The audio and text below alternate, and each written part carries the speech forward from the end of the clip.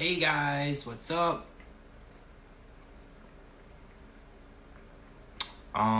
We're a day late, but we're still here. So Cara and Didi are gonna join me.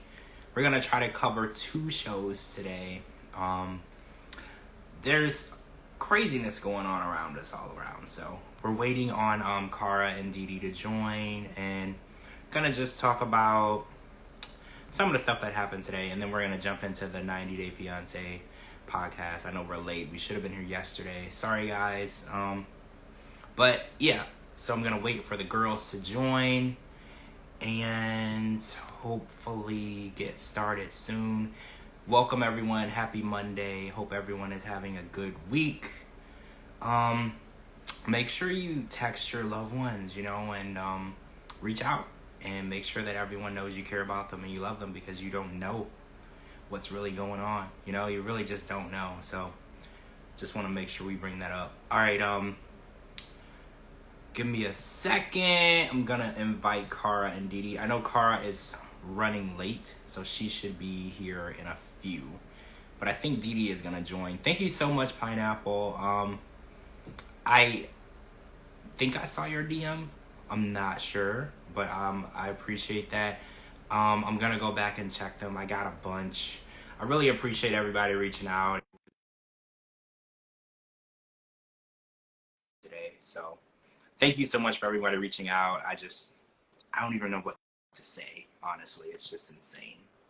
Dee Dee's here. Hey. Hi, how are you doing?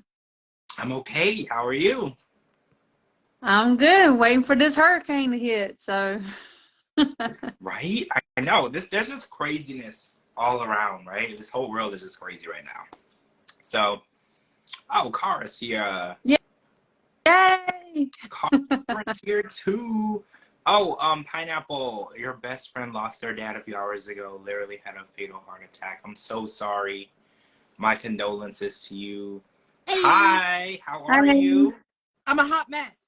Sorry I'm late. It's okay. I'm a whole day late, so Oh, it well, is what it is, right? okay. I mean, we're here though. That's what's Here. important. Yes. We're here. Yeah, that's the important part. How you doing, guys? How's everybody? Well, we're here. Yeah. It's kind of a hard day. Yeah. Got some pretty bad news. I want to just say in the beginning, guys. One of my really good friends passed away today. If you hadn't heard, his name was Josh Cedar, and I just want to say I loved him. He was a brother to me, so it cut pretty deep to hear that information. I was shocked. We literally just spoke. So, like I said earlier, call your loved ones, text your loved ones, hug your loved ones, tell them how much they mean to you, and if they don't look like they're okay, or even if they look like they're okay, ask them if they're okay, hug them, just be there, because you never know what's going to happen in this world. You really don't. Yeah. I'm No, you in total don't. pineapple right there. So let's talk about all these bitches we're gonna punch in the face. Right? Okay, so let's start with before the 90 days, because that's what we were supposed to start with yesterday, right? So before the 90 days, there's a lot. So we watched Christian and Cleo, and Christian kind of has a habit of inviting women to things. Like the first time that he took Cleo out, he talked to the table of women behind them and invited them into their conversation. Now he's taking it a step further.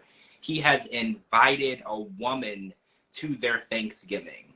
Now, I know that you girls are going to destroy him, but I'm just in my mind, I'm trying to understand what would possess a man to believe that. And I'm not talking about Cleo being autistic. I'm not talking about just a woman in general, okay? That she would want you to bring another woman into her house for Thanksgiving dinner, which was supposed to be your first Thanksgiving dinner together, which is supposed to be special. It's supposed to be a memory that you make together. And I think what really puzzles me about this man is he never seems to understand why he's wrong. I think that's what's puzzling, because, when a kid does something wrong and the mom's like, you shouldn't have done that. And the kid, it's like, okay. And they kind of understand. They're like, okay, I understand, I got hurt, or this could have happened. I don't think that Christian understands why the things that he does are wrong, and I think that's what's puzzling to me.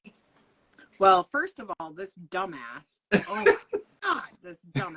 He gets drunk and does stupid shit, and then he acts like it's no big deal the next day. That's his whole deal. He's just an idiot. He's just an idiot. Go, Dee Dee. Hi, Kimberly. Hey, Kim. You really want me to go off on Christian? I want you to First of all, he is one selfish, sorry, you know what, I got to keep it clean, okay? First of all, who in the hell does he think he is to invite a total stranger to their house, like to the BR&B, whatever you want to call them things? Why would you do that? And why are you even out on the bar drinking? Shouldn't you be at home, like cooking and straightening up, waiting for Cleo to come back and then decide if y'all want to go to the bar? Like, why does he think that he is so important that he has to be out and drinking? And he doesn't even try to talk to men. That's the thing. He's always wanting to talk to women. Yep. I can't wait to see this Thanksgiving dinner that they walked out with one bag of groceries. One bag. I'm assuming that none of them can cook, right? I can't even make a pie with one bag of groceries. Right. Like for Thanksgiving dinner, it normally takes 3 or 4 trips. Yeah. To different stores because you just need so much shit, right? Like you need, like, first of all, the turkey in itself is like 30 pounds. So that's basically one trip if you're by yourself. Yeah. Then you need like 50 different things to make the pie. Then there's like 30 different sides and you need like 40 different things. So yeah, I'm assuming that they can't cook and they got like some sort of frozen meal that they're going to just bake or whatever. If they even make it to the Thanksgiving dinner, because in my mind, there's no reason to go through with a Thanksgiving dinner as a couple because you're not a couple. Because this man is under the impression that every time she's at class or at school or not with him, he's allowed to go and talk to any woman that he wants and then bring the said woman, back to their house to invite them over for dinner, Thanksgiving, whatever the hell they have going on. I just don't get it. And it's like, I wanted to give him the benefit of a doubt that maybe he was just a frat boy who never grew up. But no, I think that Christian doesn't understand the world that he lives in. Like, I think that he doesn't fully understand how relationships work. He definitely doesn't understand how autistic people work. Because she has told him, I can't even count how many times, why she does the things that she does. It's not because she doesn't like bars. It's not because she doesn't like being in public. It's not because she doesn't like strangers. These are things that affect her condition, okay? She's not avoiding strangers or doesn't like to talk to strangers. This isn't things that she just does because she doesn't like it. It's because she's dealing with a condition. And I think the fact that he ignores the fact that it has to do with it, he's like, well, you might like it. That's like telling a person who can't swim, hey, jump off the side of this boat into the ocean. You might like it. Yeah. What the hell are you talking about? They're gonna drown. Like, what the hell is wrong with you? This guy, he is the biggest piece of shit. I can't even handle him. He is. I can't stand him. And he is so, I mean, he doesn't care that she's autistic. He don't care that, you know, she has panic attacks. He does not care about none of that. The only person he cares about is his own self-centered, selfish self. I can't stand him. I think what bothered me the most was when he said he had love for her and she was like, oh, you love me. And she acted like, okay, we can work on this now. I was like, don't fall for that shit. He doesn't love you. This is like a typical thing that people do when they screw up. They say, I love you, or they buy you a present and accompany it with, I love you. They don't love you and they're not sorry. This is just a get out of jail free card that people tend to try to use when they screw up. Instead of just apologizing and acknowledging that they're a piece of crap, they want to buy you something. And then they want to say, oh, well, I love you and this is turning into something. No, BS. Yeah, love bombing. Exactly. I hate that. Use your actions and show that you love the person. I always felt like, because I'm the type of person where I don't think it matters how much the ring costs. I think we had this huge debate on my podcast back when Jasmine and Gino were on the first time, because the ring cost was an issue for Jasmine. I think what had that. I feel like It doesn't matter how much the ring costs. It doesn't matter how much you spend on the wedding. None of that matters if you really love each other. No. And I think if it matters to one person more than the other, you should question their love for you, right? Yeah. I definitely feel like that. Also, why is he doesn't ever compliment her if she doesn't compliment him first. Every time she says, wow, you look nice, he's like, thanks, you do too. But it's never, you look beautiful, I like your whatever, I like your face, I like your hair, I like your clothes. Nothing like that. Yeah. It's all accompanied by a forced compliment. I agree. And I cannot believe that she was like talking about how she could not realize how she pulled a fine MFer like she did. Yeah. Fine from where? Him and his Please little... show me where. Him and his little... I had to put my glasses on about that one. I was like, where? She should have said, I can't believe I was able to pull somebody with such a small neck. Oh, yeah, the small neck comment. I was like, I don't know, is that a compliment or not? I was very confused by it, too. I've never heard that, to tell someone they had a small neck. I know Big Ed might take that as a compliment, right? To say Big Ed would be so happy that right? had one. Because it made me think of it. I was like, well, I don't know. Ed might be like, that was a very nice thing for you to say. Thank you. I appreciate it. I don't know. If someone said it to me, I don't know how I would take it. But I was like, I don't know. Depending on who you're talking to, maybe that is a compliment. I never heard it. Yeah. You know, that maybe in the UK, they judge people based on the size of their necks. Oh, wait. Coupled with Chaos says, small neck equals small fill in the blank. Oh, my God. You might be on to something. See, I didn't think of that. Maybe that's where they were going. See, now it makes a lot more sense. Yeah. Wow. Yeah, that's probably why he said he is the first one with that small of a neck that he has ever measured. See? Maybe we're... Oh, my goodness. Yeah. That would make sense because his ego and the way that he acts, I feel like he would drive one of those really big trucks. Yeah. Right? Yeah, to make up for something. Like he would drive one of those really massive raised up trucks. Okay, we're getting way far off topic. But I definitely want Cleo to kick this dude out before Thanksgiving dinner. He doesn't deserve to be at her house for Thanksgiving. He doesn't deserve to be in her house at all. Yeah. Like I really wish that somebody on Twitter said he wanted to bring in someone because he felt outnumbered because Cleo always has her friend there with her. And I was like, that kind of does make sense. He did say that he felt outnumbered and he feels double teamed. Then go meet a guy. Go meet a freaking guy. Yeah. Or call one of your family members. Well, yeah. Why can't he have a guy friend? Yep. Even on the airplane, it was women. It's like he's immune to men. Like there'll be 10 men in the bar, he doesn't notice one of them. Yep. There'll be one woman out of like 30, he's going to be drawn to that woman. And it's very interesting to me because he says he's interested in dating a trans woman. Why are you using every opportunity possible to go and interact with a woman? Like, I don't know. It's very peculiar to me and I don't like it. I don't like the way that he is dismissing of her feelings and he doesn't even see why. Because I don't know, because I was like, any woman that I would say, if I'm in a relationship and I'm like, oh, I met this woman and I'm bringing her to our house for dinner, any woman that I was dating would start hitting me over the head with a frying pan, right? Yep. Right before she kicks me out of the house. Like any I would have played grip woman. ball with you. Yeah. Me and you would have played grip ball.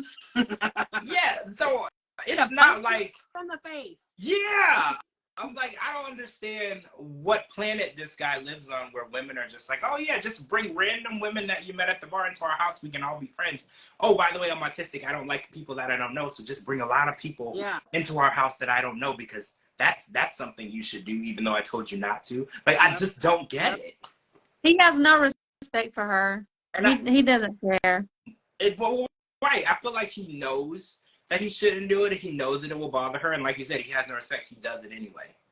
And that's what bothers me the most because it's like you should respect her just as a woman, just as who she is. And you should also respect that she's living with a condition where she can't do these things. So just saying, oh, you might like it, that pissed me off. Because it's like you wouldn't tell a person in a wheelchair, hey, try to stand up. You might like it.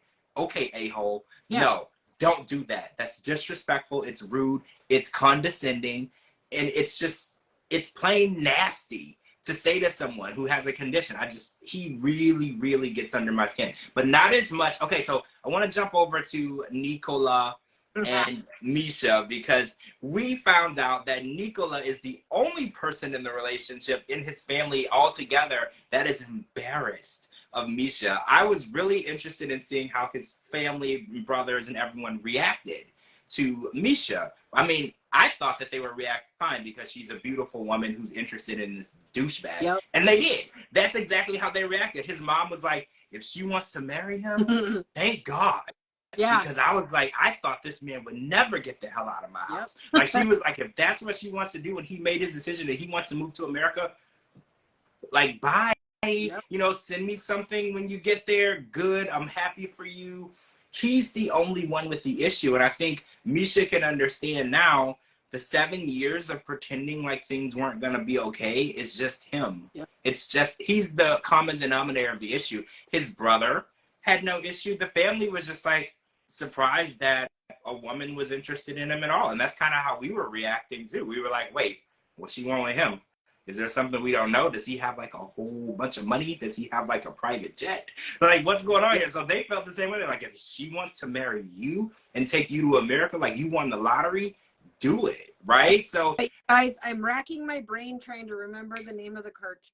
The one where it's got the big bald guys that always wear black and they have like black rings around their eyes. I want to say it's like part of the Minions, maybe, but I don't know. Anyway, that's what the brothers remind me of. Now I have to find it, but that's what the brothers remind me of. Oh, yeah. I think that is, the Minions. Yeah. Yes, the Minions. Yeah. It just, I can't unsee it.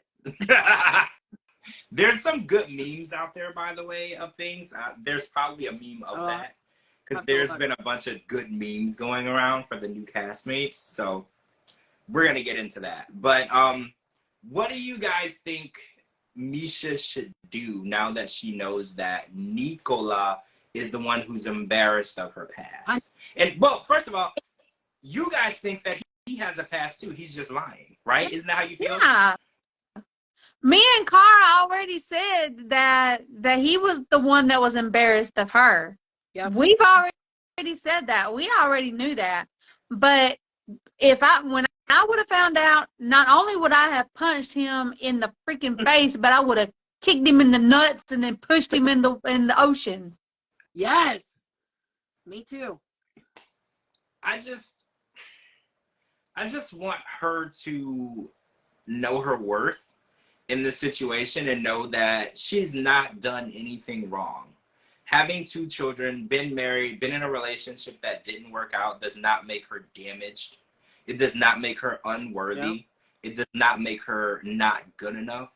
And I hope that she knows. I feel like she does, but I don't want him to tear her down. You know how a man can continually tear a woman down to the point where she doesn't have a lot of fight left? Yeah. I don't want her to be that. I want her to continue to fight him. And if she can't get him to change, leave him. Yep. Because if he can't accept the fact that she has 2 children and she was married before and she had a career and she had a life before him, then he can excuse himself from her life. Now, you don't have to be there. You don't have to come to America with her. You don't have to deal with any of the things that she has to offer. You can continue to be a single 46-year-old virgin. Well, you guys say not a virgin, living with your mom. You can continue to do that. Because, excuse me, we have horrible air quality here because there's forest fires all over the place. It's like 2:59, so I can't breathe. So bear with me, lung. But look at the previews for next week, where she's in the mud and he's rubbing it on her and he does this sexy dance. He is not a freaking virgin. He is a freaking liar. That's all he is. Yeah, and he says that he knows what women wants and like. Was that dance sexy? No, but he no. It is, so. That was a dance that a virgin man would have thought was sexy, right? That's a good point. Yeah, because he's got to throw her off a little bit now. He's got to throw her off a little bit. When I saw it, the first thing I thought was, there's no chance this man has been with a woman. If he was dancing like some poor woman out there that has accidentally made that mistake on a drunk night. I hope that she has a really good therapist. I hope she does, because that's a lot to unpack. Yeah. If she accidentally got into that situation, she definitely needs to speak to someone regularly. Yes. That's something that she has to definitely work through and get herself out of. I don't feel bad, that it happened, but like get out of it so you don't ever fall into that. What do you mean don't feel bad that it happened? I would feel horrible if that happened. No, I don't want to shame her for whatever. Shame We don't shame anyone. Yes, I do. Yes, I do. Shame on We whoever just punch them in the face and call it a day. Yes. Yeah, we don't shame them. We just punch them, right? Like, yeah. we don't want to shame them. No, I'm going to shame them. So, okay, David went out on his own to purchase a ring. Okay, so we get to talk about this again. I don't know if we were going to. So David bought a ring and it was $83. And I know Jasmine would have flipped the whole country over if somebody would have offered her an $83 ring.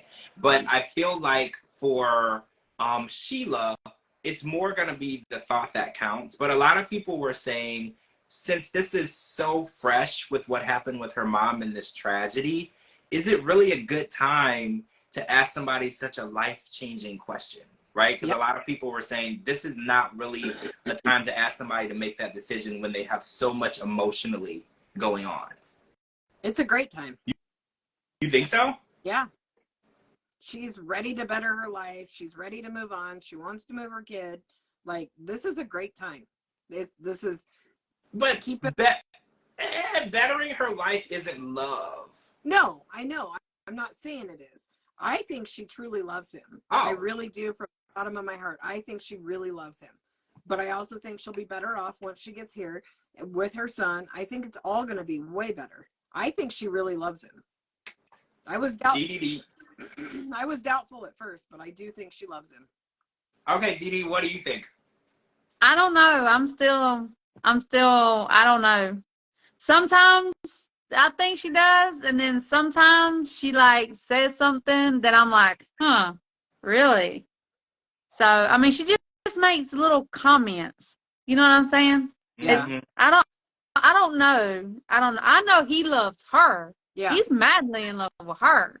But I'm still questioning where she is on it. Yeah. And then, and then her son doesn't even want to come to the United States. And I mean, she's already said, I'm a mom. I get it. If her son does not like David, then she's going to have to call it quits. Yeah. Well, she is a mom. Technically, if she wanted to take John Rell with her, she could. Yeah. Whether he liked it or not. Yeah. Right? Yeah. But your child is going to have more say-so of anyone you're in a relationship with. Sure. Because your child comes before anybody. But I think it's going to take more than just a dinner conversation to convince him how great America is, in comparison to... I think that it's probably going to be one of those situations where he will understand and appreciate it after. Yeah. I don't think it's really going to be easy to convince him that moving to another country where other people don't even speak the same language and you can't communicate with anyone, you don't know anyone. I don't think there's any real way to convince a child that's the best option. So I feel like it'll have to be something that he gets over here and he has to see it for himself. I think if they really do ask and they leave it up to John Rell, I don't think they'll ever go. Right. I feel like because nothing is wrong with the life that he has now because he doesn't know any other way to live. He's never seen anything different. He's never spoken a different language. This was probably his first time interacting with someone who was deaf. Yeah. So this is all new, and new is not normal or familiar. So with children, they love normal, familiar things that they know, things that they can do. So for him, he's probably just like, why would I want to move to America? All my friends are here. My family's here. I can speak the language. No one looks at me like, who are you? What are you saying? Because in America, for the first months, people are going to act like they don't understand him. Even when his English is getting better, they're still going to treat him differently because of an accent. I don't know. I feel like once he gets here, he would have to make that decision for himself. And I feel like Sheila wants a better life so bad. Yeah. I don't think she's gonna leave it up to John Rell. I really don't. And I don't want to do any spoilers for anybody, but so if you don't want to know, don't listen. Turn us off. But I did see that David posted Sheila's hand and said, "Way better ring with a $3,000 price tag." 3,000. So he must have cashed the check from the show, because I'm thinking that's a lot of money. 3,000. I mean, again, Jasmine would probably say it's not. So like I keep using Jasmine as, or Darcy. Darcy would say it's not. Oh no, Darcy would have laughed at him in the face. Yeah, I mean, Darcy, you gotta spend at least $100,000 or more just to. Well, in my right, opinion, it doesn't for matter. Darcy, a $3,000 ring would be like a toe ring, right? It would go on your toe. In my opinion, I'm the kind of person, if you have true feelings for me, and if you really love me, and if I have true feelings for you, and I really love you, you can get me a freaking ring out of the candy machine. I wouldn't care. It's the thought that counts. 100%. Give me a rubber band, we'll call it a day. Yeah. Yep. I'm the same way. Like, I think that people are so caught up on proving love through material things. Yeah. And I think love can only really be proven by actions. I am actually in a heated battle against some bitch on Facebook over this ring thing. What? Are you serious? Yeah. It's one of the last group I'm not blocked from. Wait, she thinks that the ring should cost more? Yeah, I'll tell you her exact comment. Her exact comment was,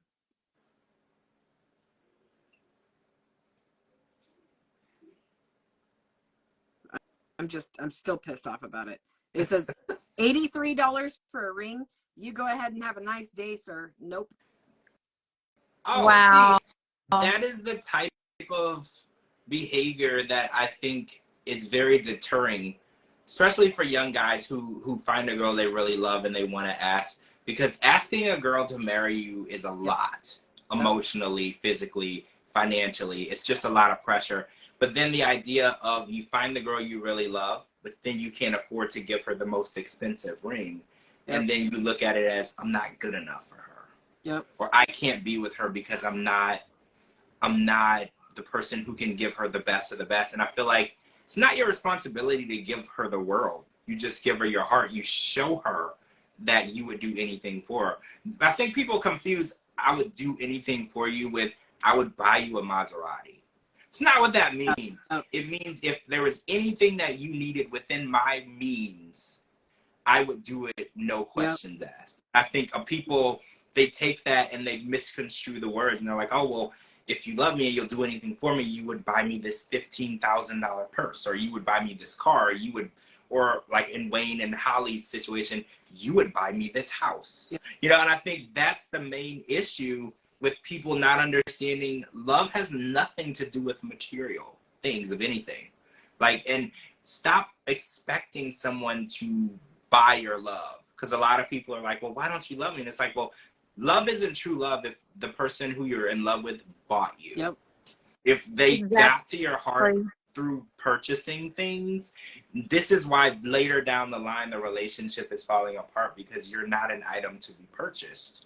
So eventually he might want a return. He might want to exchange because you made him think that this was a business transaction. This was a purchase. Yeah. And I think a lot of people are stuck on that. So when he gave her the $83 ring, I was like, I respect that more because he bought what he could afford. Yep. And he's going to, and like you said, when she got here, he showed her exactly what within his means he could do, but he didn't need to do that right off the bat. Like a lot of women are like, well, if it's not a $50,000 ring, don't even ask. Yeah. And it's like, how do you know? You're basically blocking yourself, because what if at the moment, because let's talk about millionaires and billionaires who've been working at their careers for years. A lot of men were with a woman from the beginning and she struggled with him. They ate out of cans. They slept in their car, and now he's a millionaire. And I guarantee you, whatever she asked for now, she gets. But she didn't get that in the beginning. She just loved him.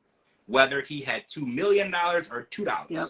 She loved him. And now that he has everything, she's also vesting in those rewards. And I think a lot of women they're blocking themselves because who's to say he's going to meet you at his best financial time in his life?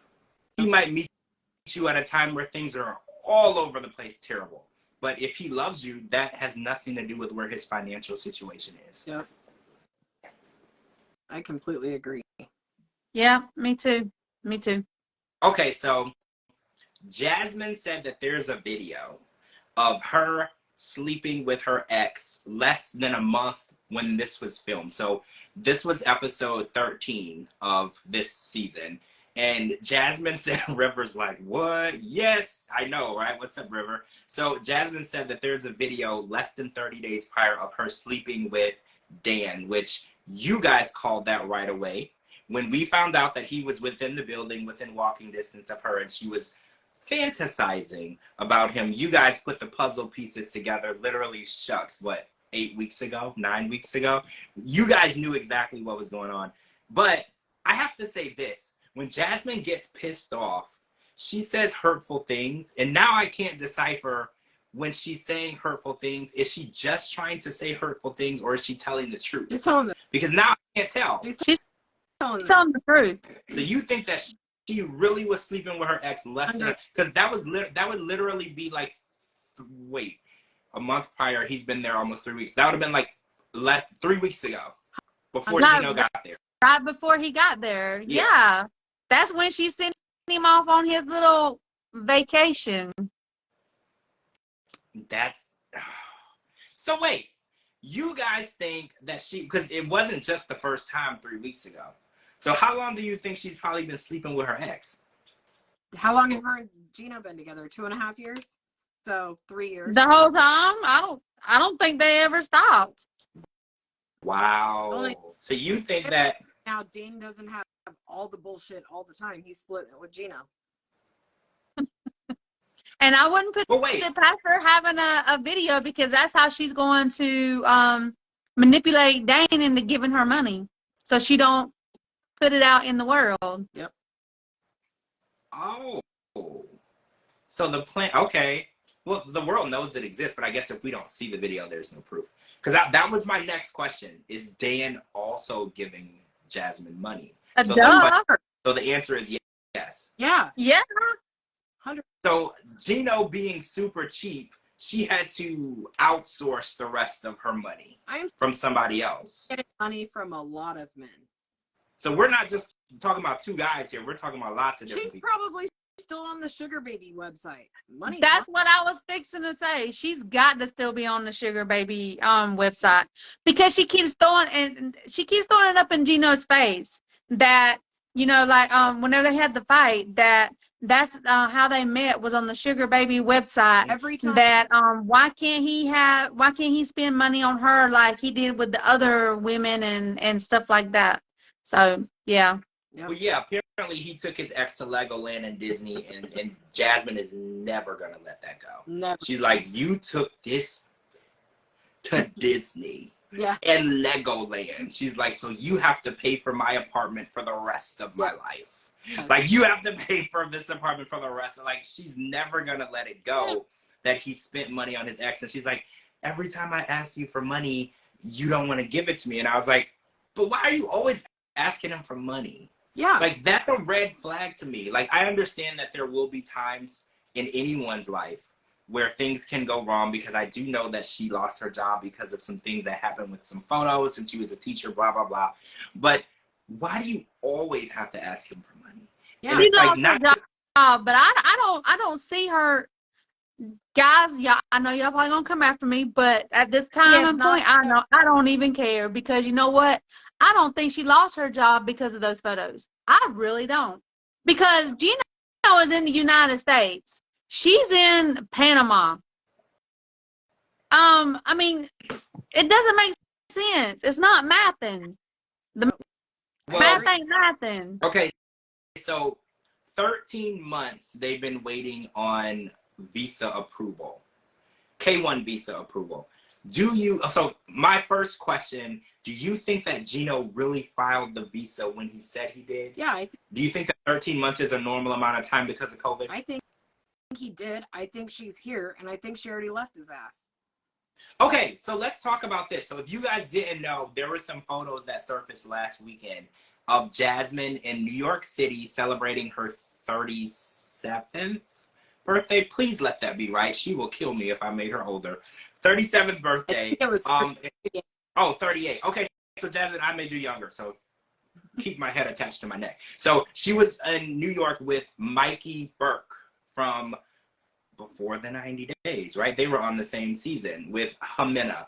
And a lot of people were under the impression that they were together. They're not together.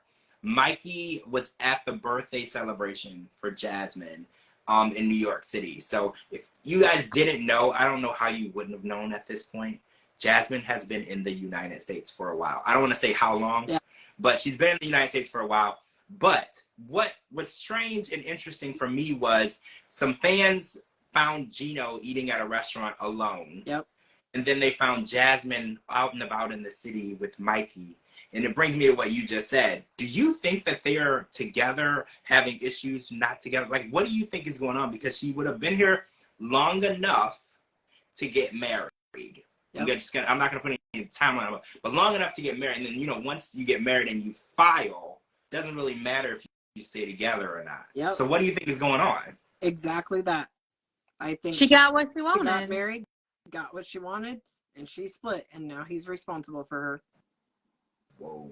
And I mean, this is exactly what his family was trying to tell him, right? This is literally what Dana was trying to tell him. Like, just careful. That probably snuck off, and he got what he wanted from her, and he gave her some money. I mean, shoot, I wouldn't put it past Mikey. Oh, Judy, yeah, the tell-all was filmed at least 4 months ago. This season was filmed over the last year and a half, believe it or not. It's been a long time. I believe, actually, when Gino arrived in Panama, it was November of last year. Yeah. So yeah, the tell-all was filmed beginning of the summer, I'm pretty sure, was when they were there. So her birthday party is where they were all in New York. And as far as I know, she's been in Michigan for quite a while. I don't know where, I ain't gonna say I know where she is now. I don't know that. I don't know if she's still where Gino is or not. I don't know. Because, but she does an Instagram live probably 3-4 times a week at least. And she's in a very nice apartment. Mm-hmm. And it is very girly. It's very American. It's very girly. Looks like no trace of a man is living there. So well, we've seen the inside of Gino's house on the last season. Yep. So I think we would be able to tell 100%. if she was living in that house, right? Because his house had a very gaudy, old school, needed to be updated look to it, right? I feel like we would be able to tell. Yep. And it doesn't. Gino's house. It doesn't look like that. Gino's house looks like Gino's hats. Yeah. I mean, so her apartment is very modernized, very clean, very girly, very not Gino at all. So I wonder if her sister's here too. Oh, I'm sure. Her daughter? Yeah, like I wonder if she's here too, because that was the plan, right? You know, I was watching one of Jasmine's lives the other day. I got on for like a couple of seconds. Because her laugh just really, it sounds like fingernails on a chalkboard. I can't handle it too long. But anyway, she was saying that she's tired of people saying that is her daughter. That is actually her sister. Yeah. Well, yeah, she's brought it up a lot, and she swears it's her sister. And it might be, you know, I don't have any actual proof that would give me certainty that that's her daughter. I don't have 20 years apart? Yeah.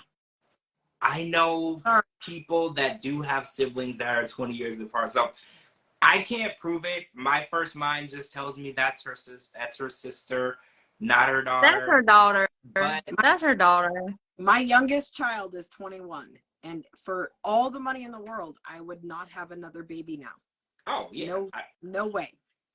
No way. I don't know anybody who in good conscience would, you know what?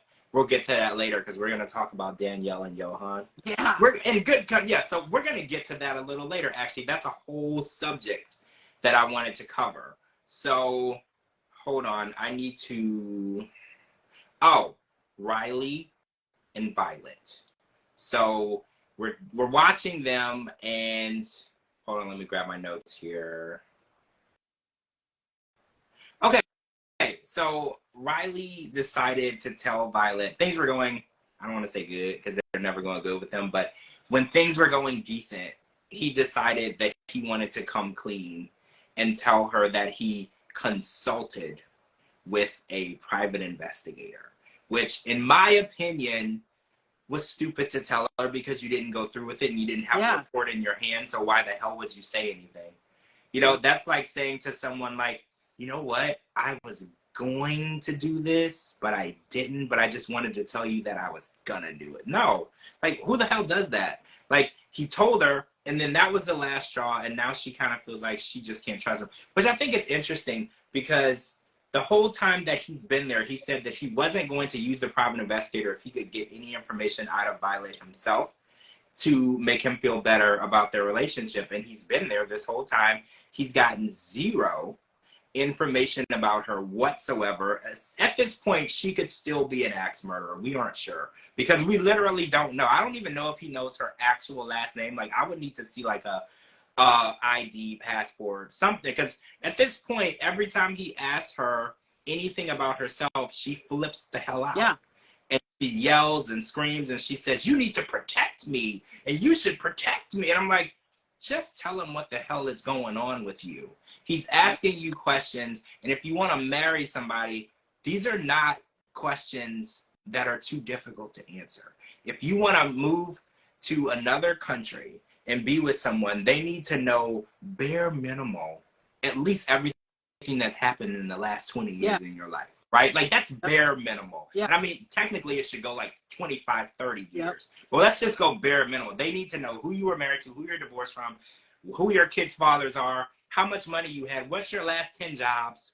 You know, they need to know a lot of shit, right? Yeah. Because they're bringing you from one country to another to live in their house. You could be an axe murderer, okay? Like, he's not asking for too much, and I feel like she's like making it seem like he's such an a-hole for wanting to know things about her life. And I feel like, what do you not want him to know? Well, and also she said something about the private investigator in Vietnam. She said, that's not a right here. People don't do that here. Bullshit. The private investigator he was hiring is in Vietnam. There wouldn't be PIs there if it wasn't a thing. Yeah, and he said that what she's doing happens a lot, that women use the men to get money. Yep. Not only is it normal, but like you said, the PI deals with this exact situation. Like frequently. Like this is like, you know how in America we have lawyers that only deal with accident injuries. Like this PI only deals with this. Like he's like, this is so common. I could just make all my money doing this. Like that's how common it is. But she's banking on the fact that he doesn't know that. Yeah. She's like, well, you don't know. You don't live here. I can just tell you that people don't do that. And then he said that it's normal in America to hire a private investigator on someone. So I want to get your information on that. Is it normal to hire a private investigator on someone? We have a freaking show called Cheaters. Yeah, it's normal. So it is normal. Okay, because I was like, I don't know. Is it normal? Like, I feel like you Google them, you like find out as much as you can, or is it better to just, or you can't always listen to what Google says, George. That's true. That's true. Google is not. If you Google that you're sick, Google will tell you you're dying of cancer. So you know what? Dear, you're right. You can't always go by what it tells you because sometimes it's dead wrong. If you're me and Dee, you don't need a private investigator. It's fine. We do the investigation for you. We got this, but other people do. So, okay, so it's normal to hire a private investigator because that was my next question because on Twitter, everybody was like, I ain't never hired no private investigator, but I was like, you also haven't dated a person from another country who refuses to tell you anything about them whatsoever. So like, again, like you said, cheaters, catfish, we have enough proof to know that there are people who really are trying to scam people. So sometimes you really do need to put your money where your mouth is and figure out who you're talking to. And I think Riley would have saved the plane ticket if he would have just hired that private investigator before he left. but he wanted to give her the benefit of a doubt. Mistake number one. Yep. And now he's over there realizing that after what, 3 weeks, he still don't know who he's dealing with. I mean, Yep. he can't even ask her what's her favorite color without her exploding. Like, you need to protect me. Why are you being mean to me? Like, The one and he's only just asking, what is your favorite color? Like, the one and only time she apologized is because he essentially told her to. Yeah. When he said, I wanted you to acknowledge that you regretted texting my father because it means that you grew as a person. And then she's like, oh, okay, then I'm sorry. Yeah. That was it. And he had to explain to her why it would be important for her to apologize in order for her to apologize, because literally 5 minutes before that, she said she wasn't sorry. She said she didn't regret it. It was just how she felt in the moment. And it's like, don't apologize to me because I told you to. Apologize to me because you're sorry. You know, like, don't appease me. Like, if you think that you were right, say that so we can break up. You know, like, just say that. We just need to let Riley and Kimberly do their thing and be happy ever after on Pillow Talk. So I saw the meme of Kimberly wearing a shirt with Riley on it. Did y'all see it? Are you listening to Kim? No, I saw it. She said that she was going to give him a call. And I mean, but is Riley Kim's type? Not at all. Is he a rapper? Is he? No. But wait, didn't we see him playing like a ukulele or something? Yeah. I mean, so maybe musically inclined would be okay, right? But he's a veteran. He's sophisticated. He smokes his cigars. I feel like he could treat Kim right. Okay. I say go for it, man. If she wants to go for it. And Jamal thinks that she's looking for a new stepdaddy. I mean, maybe. No, I mean, they're both. She said you're 28. You don't need a damn stepdaddy. That's true, right? He doesn't. Like, at this point, they could just be, that could be his brother, basically, like his uncle. Doesn't have to be your stepdad. Don't make it weird when it doesn't have to be. Yeah. Right? Don't make it weird, but they are veterans, you're right. I mean, this might be something we may see something more of in the future. I don't know. you never know with TLC, so you never know. I don't know, though. Riley, a lot of people on Twitter think that he's kind of a douche. He's kind of a dick, but I think Kim would whip the douche right out of him. Okay, I see what you're saying. Okay. He needs. All right, so speaking of people, and I think Kim's the woman that would do it. So speaking of people who piss you off royally, I wanted to move on to talk about Amanda. So Amanda, she finally came clean in the episode last night and said that she purposely is mean and nasty to Razvan because of her inner guilt for being in a relationship so soon after the passing of her husband. So Razvan has been trying to tell her, hey, I think you're being really nasty and cold to me or whatever. And she tried to deny it. But I think what really irritated me the most is after their fight, Amanda had the audacity to sit in the confessional and say, Razvan is being really cold and nasty to me, and I don't like it. And I was like, oh, wait, you don't like what you've been doing to him the whole trip. That's called karma. Drink the whole glass. Yep. She said, my trauma and grief may have caused problems. Dumbass idiot, you are the problem. You're the whole problem. Talking to him while your husband was not even dead, like, you are the problem. Just get her off the show. Get her off the show completely. If I don't ever see her again, it'll be too soon. I just was so angry at how she tried to justify being so nasty to him. Because I was like, I get that you don't have to be ready to be in a relationship. I get that. But you don't have to lead someone on. Why the hell did you get on the plane knowing you didn't feel comfortable being with him? Why did you make it seem like she was saying I love you before she got there? Okay, so you're playing games. And y'all are adults, okay? You're not children. You're not teenagers. Y'all are adults. You're playing games with him. And then you get there, you see he's in love with you. You see he loves you. So you're like, oh, he's coming on too strong. I'm just going to be nasty to him and cold and turn him off to me so I can let him down easy. And no, that's not how adults date. That's how teenagers in high school date. They think they like each other. And then they get together. They realize they don't like each other. So they call each other stupid. Y'all aren't children. That's not how you behave. And I think that her admitting what she didn't make it any easier for Razvan to accept. He's still hurt. But she doesn't care that other people have feelings and that her actions have hurt people and made people feel like shit. She doesn't care. She's just like, well, I just wasn't ready, and now I have this skill. And I'm like, it's not all about you. If it was all about you, you never would have got on the plane. Like I wasn't ready. Like I like him, but like I was making like excuses. Stop touching your hair. Stop fiddling with your hands. Stop saying like. Stop folding your arms. Stop being stupid. Just get off the show. I'm so done with her. I'm so done. One more. I know. like,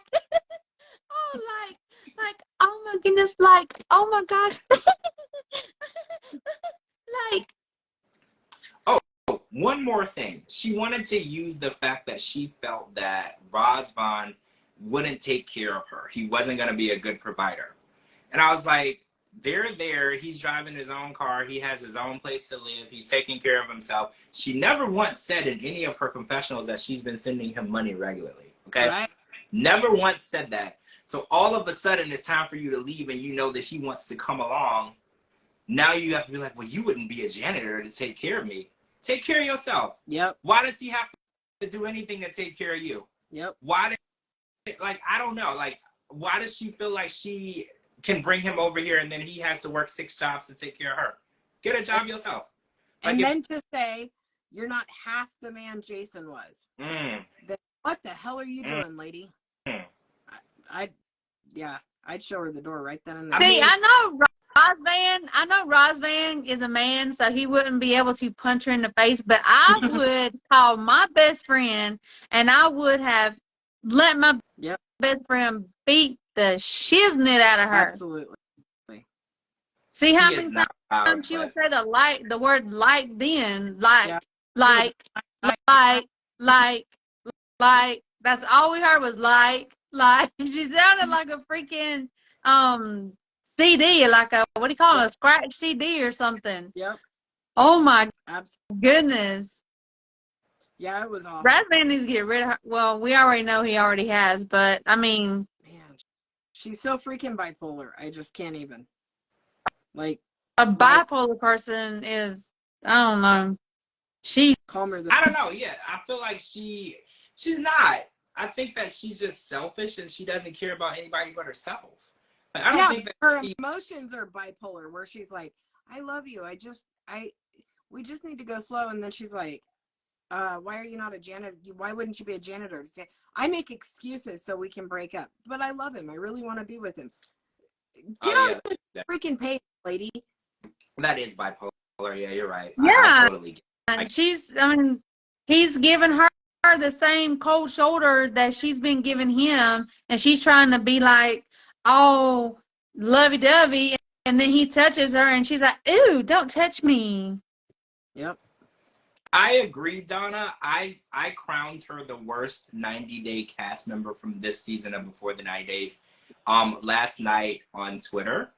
Nice. And that tweet got like hundreds and hundreds and hundreds of retweets. So I was like, I think people agree that she's the coldest, evilest person ever, right? Like, this season, she took the cake. Well, people were like, Jasmine's pretty bad. So I was like, no, Jasmine is very transparent on what she's trying to do. She's not playing with nobody's emotions. She's not lying to nobody. She wants a $3,000 a month apartment, and she wants hair extension. Like, she's pretty transparent. She's not playing no games with nobody.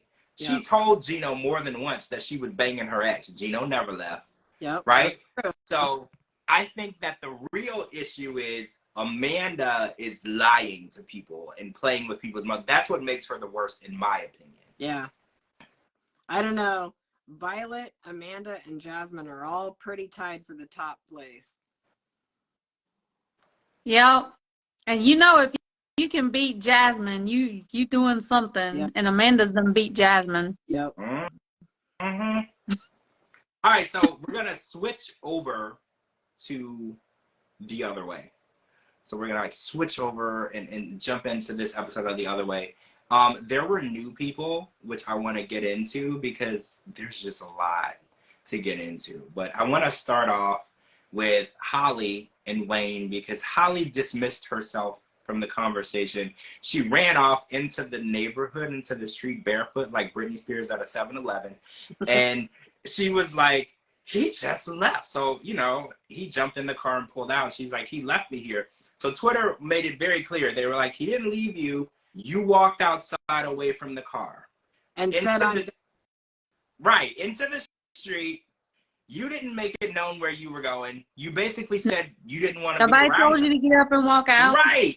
Yep. Right. So you didn't necessarily get left on the side of the road because y'all were in there together. Y'all were talking. You decided you no longer wanted to talk to him. You ran off barefoot like a crazy person.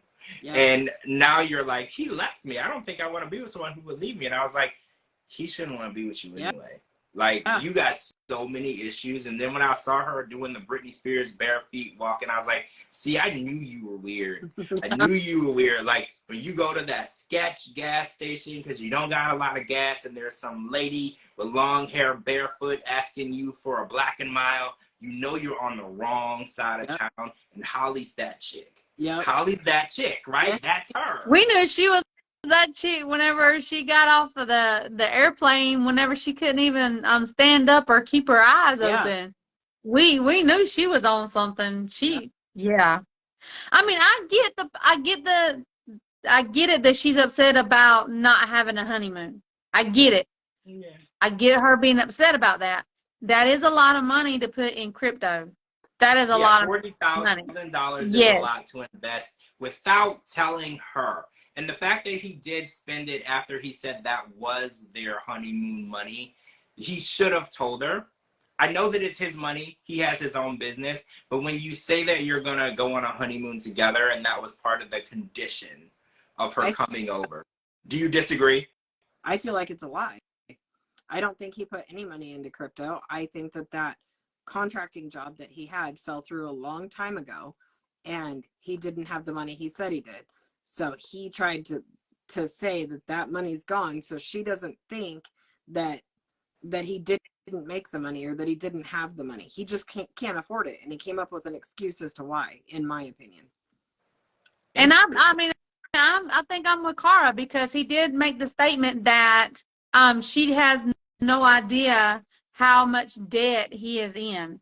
He has no money. Yep. Well, see, I think that it's very important that he's transparent. Oh, where's y'all? There you go. He's transparent financially. Hey, Yazan, how are you? I think it's very important that he's transparent with her about, everybody, when we're done, we're going to go over to Yazan's story and we're going to vote for his daughter for this contest she's in. We're going to definitely do that. We appreciate it. We definitely are going to do that. We're supporting you guys. But I want it to be very clear that he should be open because when you get married, everything is put together as one. So if he's in a hell of a lot of debt, she has the right to know about that before she marries him. I know it's his debt. He can make his own decisions, but that debt would become her debt. Well, I know in the United States it would be. I don't know how marriage, does it work the same way everywhere? Does marriage work the same way? I really don't know. Yeah, I know in America, your debt becomes her debt. Yep. So you got to be very open. And if he's lying about his finances, better that she finds out now before she becomes a part of that train wreck. Because right now, she's just looking outside into the train wreck. But if they get married, it's a possibility that train wreck is hers. And she's a train wreck of her own. Okay? So we don't need, two runaway trains together, right? That is definitely not going to be that way. Yep. Oh, so it's not the same in Jordan. So if they were getting married in Jordan, they wouldn't have to combine finances. See, it's different everywhere you go. Yeah. I don't know. That's that couple right there. They need Holly by herself needs some kind of help. I mean, rehab. Yeah, because she's on something. Yeah. And then the way he's got to be on something as well. Yeah. I mean, they act like they're on something. I agree. Yeah, they both do. They remind me so much. He reminds me of Ronald, like a lot. Yeah. And I know that he says he doesn't gamble, but we don't know that, right? Like, I feel like, because Ronald used to hide his gambling too, you know? So I was like, I don't know, he's funneling money into something because he owns his own business. And being a plumber, I don't care where you live, that isn't a profession that is needed everywhere. Yeah. You can make quite a bit of money as a plumber. It's a trade, it's a skill, it's something everybody can't do, and it's something everybody needs. So yep. I know that there's no reason why this man should be broke. He probably doesn't have to be living in the house that he lives in. He could be doing something else if he wasn't funneling money into something. We don't know what he's funneling the money into. That's the thing. And Holly don't either. We don't know what he's really got going on. Yeah. Yeah, it's just, I don't know. There's something serious going on there. Yeah. I mean, yeah, because he didn't he say that he gets broken into all the time. So somebody knows something he's doing. Well, right, like that. But see, another thing that I was wondering about that. Why would you get broken into so many times unless people know you have something specific? Now, I can't say anything but alleged. But what if you had something like, say, that is unsourceable? Yeah. And then people know that you have that unsourceable item. You can't buy it in the store, but they still want it. That's a reason to continually break into someone's house, right? Yep. Like, I can't, again, all alleged. I don't know what he has in his home that's so interesting to people that people want it so much. But it definitely puts my mind in a wondering stage. Like, well, what exactly do you have that so many different people want, and they're willing to break into your house, even kill your dog to have it? Yep. You know, like, what exactly is so scarce? Yep. And it makes you think of something that you might need a prescription for, you know, or something that you aren't supposed to have. It puts your mind into those things, allegedly, you know? We don't know what that is, but yeah, I think, Judy, you said it. Here, I'll pin that comment. That's kind of how we feel, right? Yep. Absolutely. Yeah. Oh, so Mossey, yeah, we did hear about the news about Josh. It's very unfortunate. I'm very sad. I'm distraught about it. And yeah, he did date a lot of the 90-day ladies. We talked about him at the beginning of the podcast. Hopefully, he is at peace, at rest, hopefully. And again, still shocked to this moment. Okay, but want to talk about Mary and Brandon because she came back in after the issue at the church, and Brandon asked her, you know, if you could trust me, and then she started ugly crying, and then again she convinced and manipulated Brandon into apologizing, even though he didn't do nothing. She did apologize though afterward, but I don't feel like she meant it. Yeah. Sorry. I think that she's really good at manipulating Brandon. And I think Brandon is a very manipulative person, right? Yeah. I feel like it's not hard to tell this man what you want him to believe. Like, and he doesn't hold her accountable for her actions because he does see, he's like, I don't know how my life is going to be if she never learns to trust me, if I never can go to church, I never can go to the store, I never can leave the house, I never can do anything because she thinks I'm going to leave her. He does see that that's going to be the downfall of, I don't want to call it a relationship, I call it a toxicity. Yeah. That's kind of how I refer to it. It's like a toxicity. It's like they just keep mixing more and more toxic chemicals together and it's just bubbling, right? Yeah. And at some point it's just going to explode everywhere. But he wants her to trust him, and I think that she calls it like she's like, I just don't know how to stop overthinking. And I was like, you're not overthinking, because if you were thinking at all, you would know that this man isn't cheating on you. He don't know nobody over there. Okay, like he knows no one. And when would he have time to cheat on you? You're looking at his face all day. When he was in America, you were looking at his face on the phone. Yep. He spends every waking moment. You feed this man. Okay? He doesn't even feed himself. You're standing over him, feeding him. When would he have time to have a conversation with anyone other than you? Like, her insecurity, it's almost obsession. And I don't know what she's obsessed with. Because it's like she's obsessed with him being a bad person. And why do you want the person you're with to be a bad person? I don't know. I'm not a doctor, though, so I'm never going to get it. But I just don't understand it.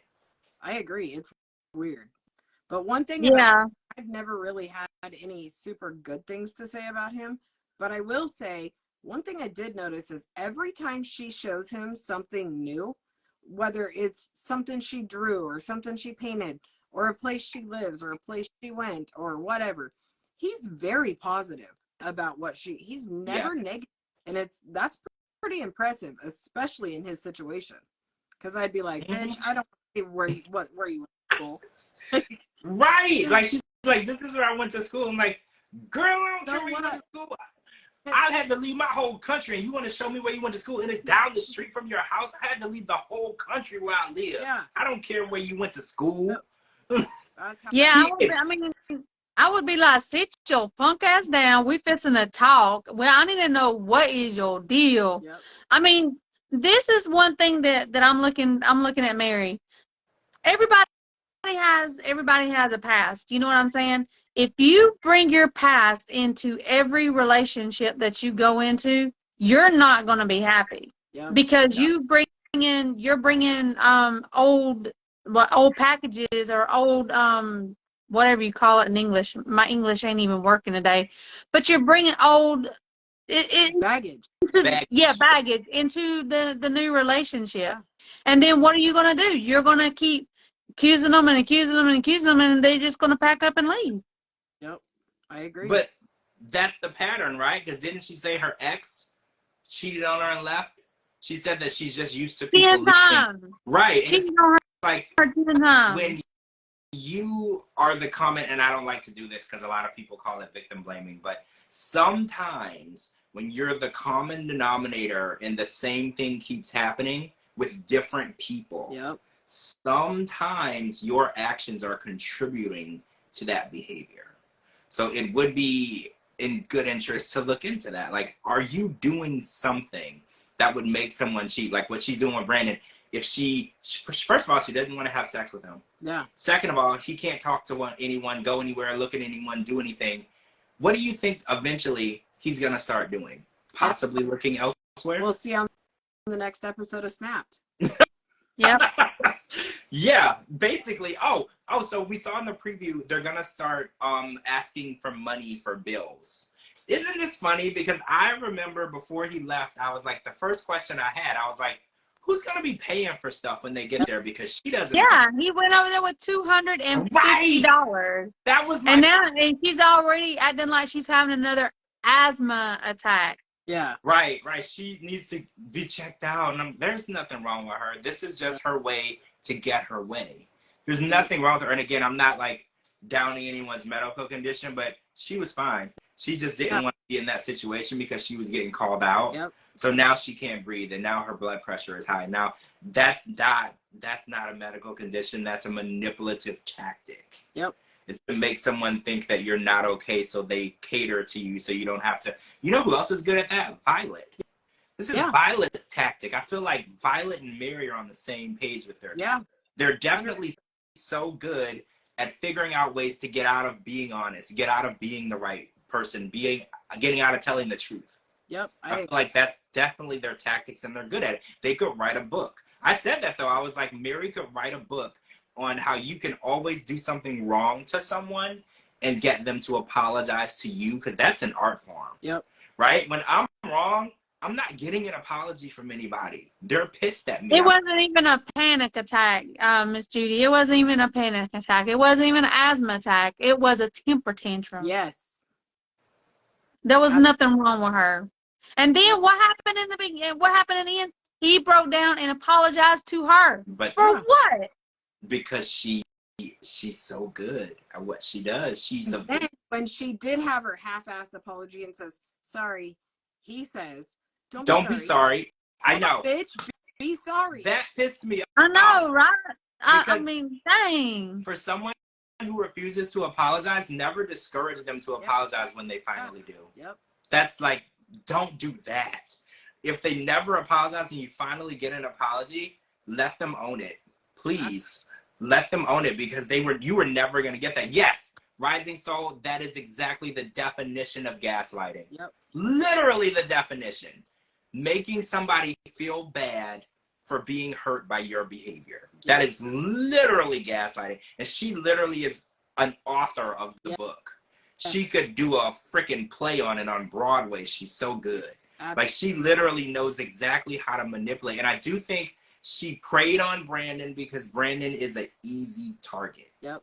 Not Yeah. every guy would be as susceptible to this manipulation the way he is, because he opened up on this episode tonight and did tell us when he met Mary, he was in a dark place and he had considered taking his own life, and she was the light in his life that brought him out of that dark place. And I think she preys on that. Absolutely. I hate to say it, but I think she preys on it, knowing that he looks at her as the best thing that ever happened to him that can do no wrong. Absolutely. And she preys on it. Yep. I agree 100%. Well, I mean, it goes. Okay. It goes back to mental health. You know what I'm saying? Mental health. When you're in a mental health state and you are in your darkest spot, darkest place, and you have someone that comes into your life and that makes you think that the grass is greener on the other side when actually it's not, because like you just said, George, they feed off of that. Yep. Because you know, you're going to cling to them, and no matter what they do, you don't see them doing anything wrong because you're going to look at them as your saving grace. Yep. She is the reason that he's still here. So regardless of what she does, he still looks at her as, well, without her, I wouldn't be here. There's no me. She's the bringer of life for him. Like, she gave him a reason to keep going. So she literally knows, like, I can do whatever I want. I just start some fake tears, say I'm hurt, say I can't breathe, and he's right there. Oh, Debbie, what does he call her? Gubby? Babby or Babby? something like that. Yeah. What the hell? Just call her. Ugh, people and their weird stuff, man, I swear. Okay, so let's talk about the new girl, because we got a new, I don't want to call her a girl, she's 41. Let's talk about Shekinah. So I already don't like Shekinah, her. I already don't like her. From Tennessee, who lives in LA, who I never would have guessed grew up Amish, right? Like, so we meet her and she's with Sarper. And okay, so let's talk about the fact that their faces, both of them have had like a lot of work, right? Like a lot of work. Like Sarper, I think, has probably had more work than Shekinah, which I think is kind of weird. I don't know. They look like they could be siblings. They just looked like they've had so much Botox, like you can't really tell if they're laughing, smiling, crying, or upset, right? Is that how you felt? Like, I was just like, damn, they're very LA. Like, their whole face was just like, shut up. You know, like, like needle. I was just like, damn. I mean, I really like her. And I know, Dee Dee, you don't. I don't like her. I like everything LA, okay? Like, I like the plastic. I like everything LA. So I like her, but I do think it was interesting how her friend was like, oh, well, I want to tell her that she's making a mistake. And then while doing that, he shot his shot with her and was like, you should just be with me. Again. They've already. But she has a type. Yeah. Her type is playboy, douchebag, athletic a-holes, right? Yeah. And her friend clearly doesn't fall into the category. And it's like, when you're a good guy, unfortunately, you're not the guy that she wants. That's how it always ends up. I hate to be the bearer of that, and I hate that it's true, but it's true. If you would treat her right, you would take care of her, you would respect her. You're not her first choice. Right. Probably not second or third, right? Like, girls are into that exciting bad boy type guy. And I feel like Shekinah, after 5 months, is ready to move to, wait, where is it? Is it Turkey. Okay, I was gonna say, do you think she's ready to move to Turkey because how inexpensive plastic surgery is? I don't think so. I think she's ready to visit, but she's too LA for Turkey. Really? Because Darcy and Stacy liked it. Darcy and Stacy liked it to get their surgery. Are they still there? No. They're not. No, they're in Dubai, actually. See, you know what? You make sense. They're in Dubai right now. You're right. Oh, thank you so much, Mage W56 for the badge. Appreciate it. So, okay, she has a daughter, right? And she didn't, like, get real into it, but she said that she's in boarding school. And she said that since she's in boarding school, she's ready to move to Turkey and get to know Sarper. So that's a red flag, right? Because why would you leave your child in boarding school to go get to know a guy you've met for 5 months? Okay. Why would you give up your business and your career for someone that you have only known for 5 months? Just because the sex is great? You can get good sex from anybody. Yeah. And if they don't know what they doing, teach them. Yep. And let's talk about she can only weigh 128 or less. Let's talk about that.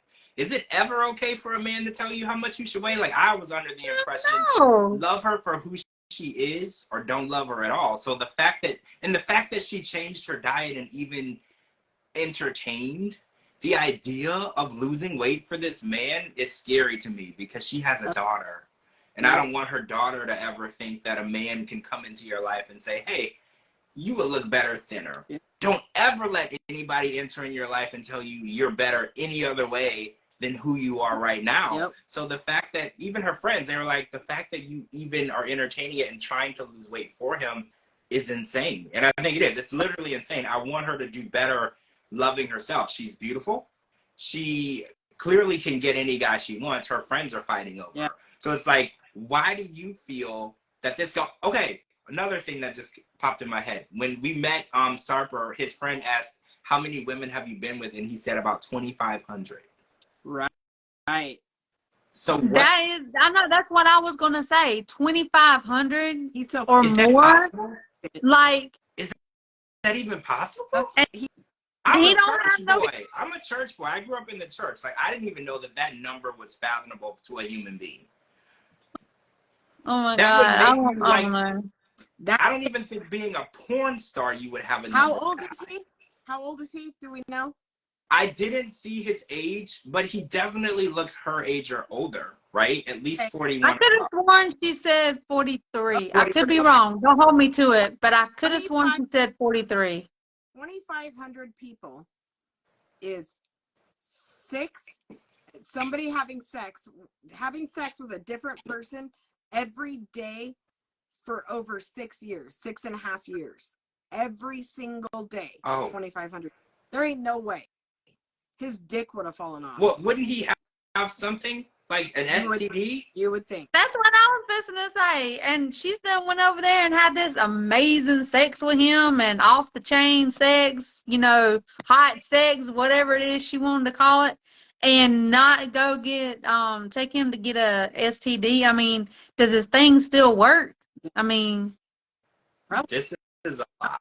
This is a lot for me, and I'm wondering, since we're meeting them so late in this season, if that means something, because we're like on episode 8, and we're just meeting her. I was like, so maybe she goes over there and she figures out some stuff that she didn't know early on, because I was like, you're gonna leave your daughter in boarding school for a man whore who's been with like every single woman in Turkey, right? Like literally every single woman in Turkey. Like, are you serious?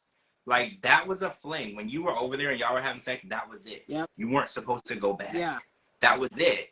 He's not looking to settle down. Why would somebody who's had sex with 2,500 people want to settle down and marry you? Yeah. I'm not saying that you're not worth it, but why would he want it? Something that she put a spell on him or something, that he's going to have to change his whole lifestyle. No. I mean, he ain't changing his lifestyle. At 43, if you hadn't changed your lifestyle, this is just who you are. Yeah. Right? Because I feel like Christian. He's another Christian to me.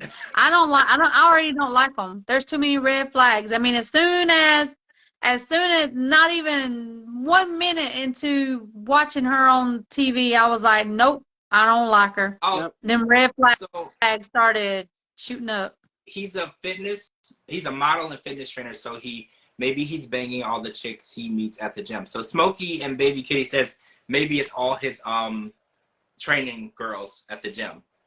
Is that so when people he's trained over 2,500 people? So when people go to the gym, are they hooking up? Not that I know. No. I go to the gym and I don't be hooking up with nobody. Yeah, I didn't think so. I didn't know that was a thing. I didn't know that people were like hooking up at the gym. But I've never had like a trainer. So I don't know if if a girl has a trainer and he's attractive, is it possible to just let him be your trainer, or does it go into something else? Like, I don't know. 25 times though, 2,500 different times. This guy would have had to start being a trainer at the age of 5 if that was the case. Yeah. No way. I'm really interested in this storyline. I'm just gonna say it right now. I hope that there's more to it, because it's late in the game, so she might maybe never even get over to Turkey. We don't know what's gonna happen. What happened in the preview? I don't remember seeing the preview. Did we see them in the preview at all? I don't think we see him in the No. preview Yeah, next so week. The preview was him at the gym with one of his friends, oh, and yeah, that's and when that he was the said that. 2,500. Yeah, Yeah. that was where he said the 2,500. Yes. So we don't know what's going to happen yet. I'm really invested. So I want to jump into the Harvard educated donor. So Danielle said that since she needs to have a donor for is it the egg they need the donor for? I'm not good at this. I believe it's Yeah, the the egg. egg. Okay. Yeah. So she wants her to be Harvard educated, and I was like, girl, on your budget, it's probably going to be the crackhead outside the 7-Eleven. But that's fine. You know, that's fine. This crackhead outside the 7-Eleven. Holly's on her way. Always right. She's getting a lot of work. I'm happy for this crackhead at 7-Eleven. She is definitely having her best week, right? She is in high demand this week. So it's $11,500. Okay, that's cheap, right? For a surrogate? Yeah. Because we were talking when we heard Kenny and Armando have their consultation. Didn't we hear $72,000? But it's different. Kenny and Armando need a woman to carry the baby. Oh, Danielle is her own carrier. Danielle Okay. carry the baby. So, yeah. Okay, so or babies. It's minus paying the woman to carry it. That's why it's cheaper. Just buying the egg, essentially. Got it. Okay, got it. So either way, it's more money than Danielle has. Yeah. I mean, we all know that, right? We know that she doesn't have 10,500. She doesn't have 11,500. She probably doesn't have 500. So my thing. She probably don't even got enough to buy a soda. Right. My thing was though, Johan doesn't have a job, and he's not really looking for one. So like, why do people feel like children are free? Like, why do you want to bring a child into a world where there isn't going to be a lot of money? And I know the amount of money you need in the DR is a lot less than you need in the US, but it's still needed. And I don't know. It's like they don't get along. They are in a train wreck of a place financially. They barely can agree on one thing, but they want to bring a person into this situation. It's just really scary to me because storyline. That's all it is. It's just a storyline. These are the last two people on the planet that need to reproduce. First of all, can you imagine a little Danielle?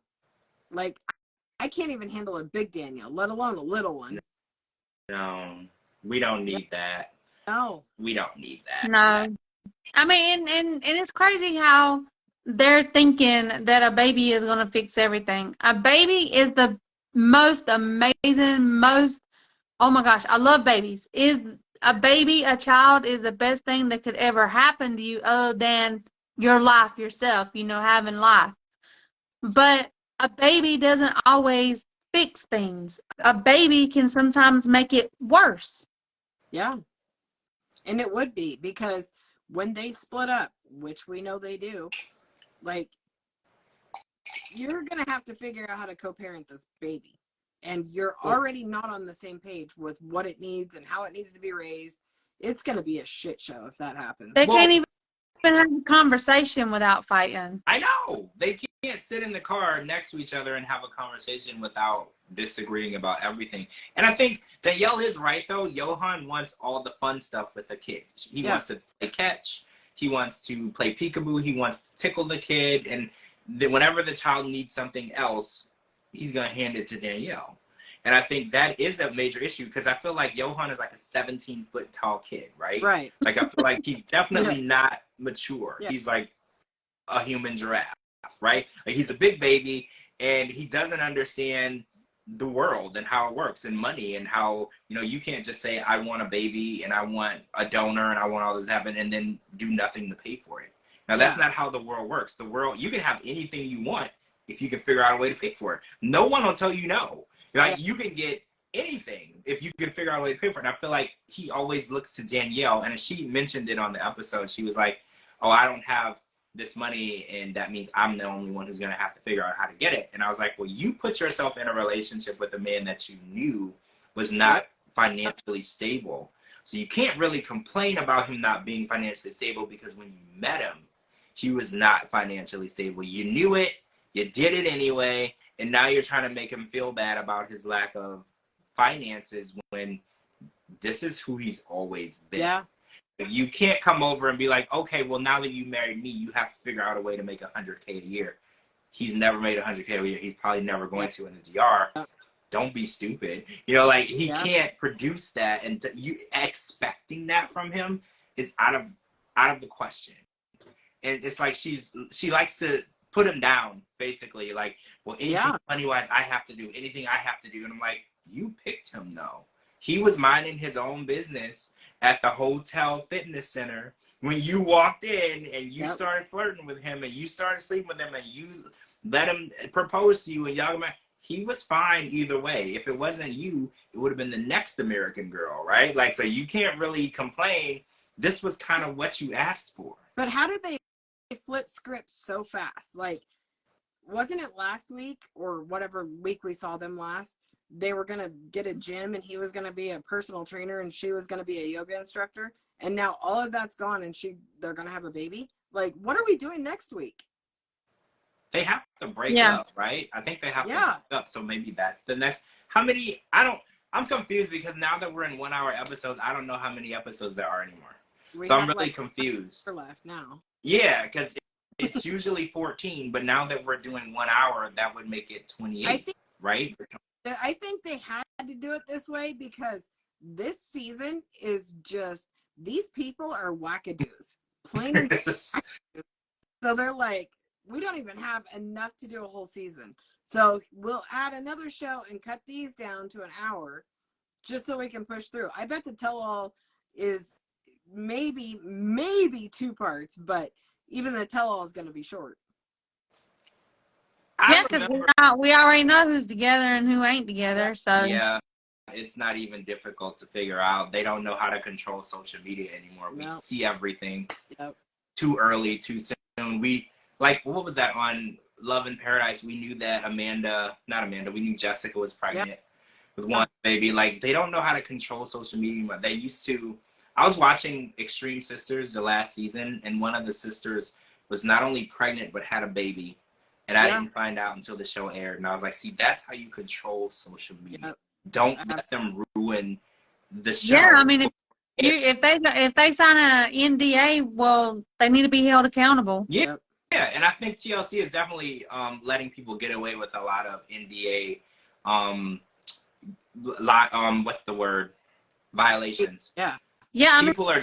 They're only hurting themselves because people already know what's going on, so ain't nobody even gonna want to watch it anymore. We're losing interest, right? We want to find out what happens on the show. We shouldn't know who's an American and who's not before. Like, they're really losing sight of what the show is about. We want to find out. We watch the tell-alls. The tell-alls, they do so well in the ratings because we turn it on and we're literally shocked at what we see. We're shocked at who's together. We're shocked at who's not. Because I remember we were watching one tell-all and I think Kim and Usman broke up, and then all of a sudden they showed up on Happily Ever After together. Yeah. Like, we want to be shocked. Yeah. Right? Like, don't let us figure it. We're not going to even watch it. If you're going to give us the information on Twitter and Instagram 4 months before it happened, you're not even going to have us watching it. We don't care anymore. Yep. I still want to be on the tell-all, so. Me too. I'm telling you, they need to let us 3 go to the tell-all. Sean can ask the nice questions. We'll ask the hard questions. Yep. And then when they lie to us, we can punch them in the face and kick them in the nuts. I would do it if they're interested. I would do it. Wait, I would do it too. Judy says it looks like Brandon and Mary were kicked off the show. I heard that. Did you get that vibe? I heard that. I didn't. I heard that. Hear that. Why were they? It was all over social media that they got fired because his mom had a leaky mouth and told everybody everything. And they posted something with the wedding and the baby that's already. Oh, I knew about that, but the show had already been filmed. Yeah, but didn't kick them off the show, but like they're done. They broke their NDA, so no more. They won't be featured on anything else. No, Happily Ever. After.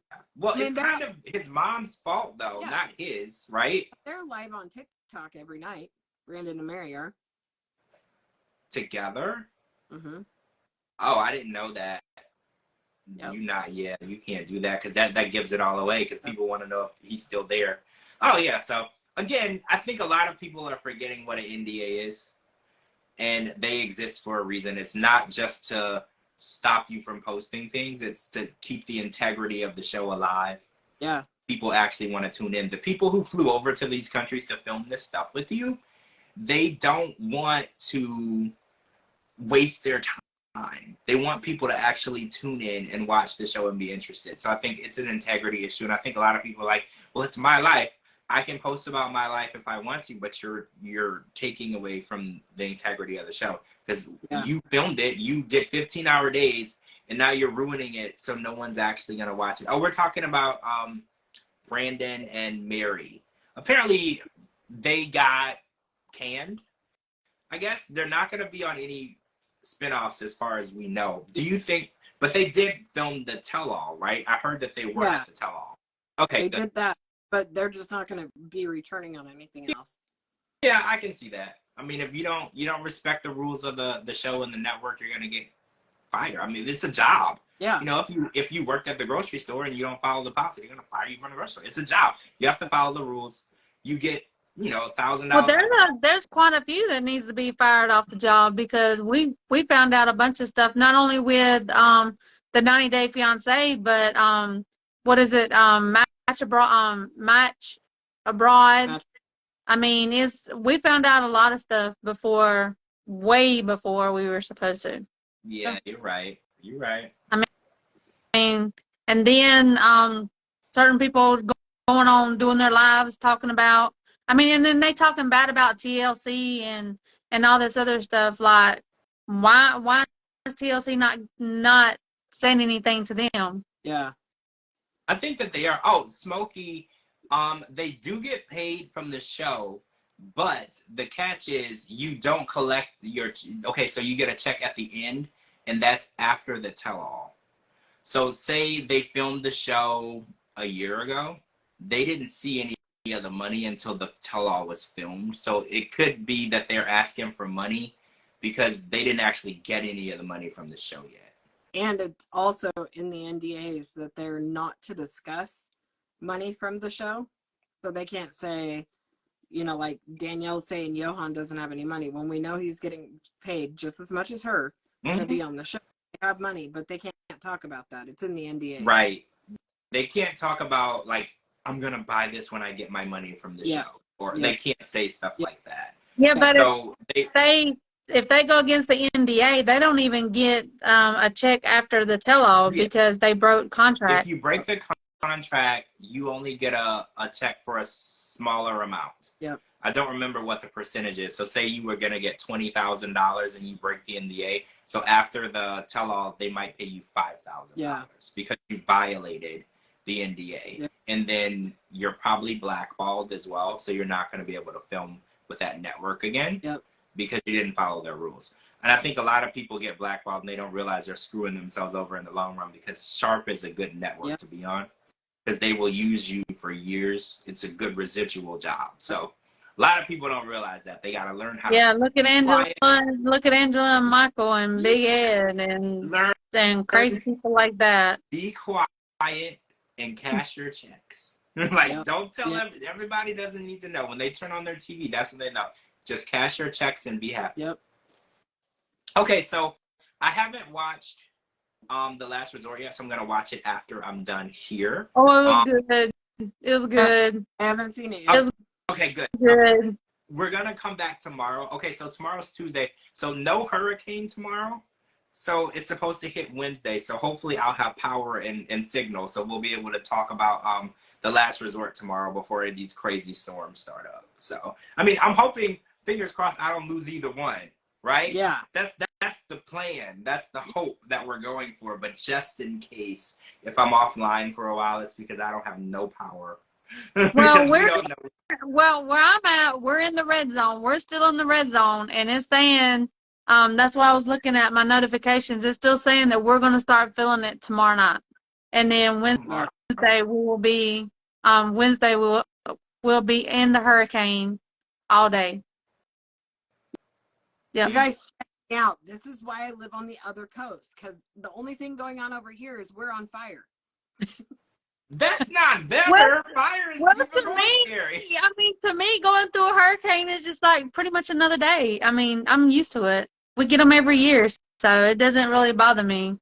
Just stock up on stuff and just grab the bull by the horns and go with it. That's all you can do. Yeah. Yes, I'm in Florida.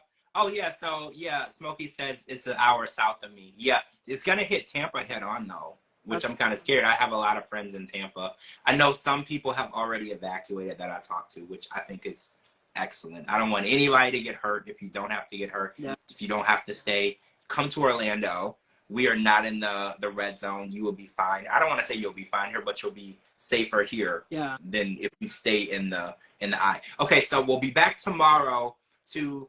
Oh, you're in Jupiter. Okay, yeah, I know where that's at. Okay, so we'll be back here tomorrow to talk about The Last Resort. So make sure you join us tomorrow, and make sure you're following my co-hosts Cara and Didi. They're tagged in this video.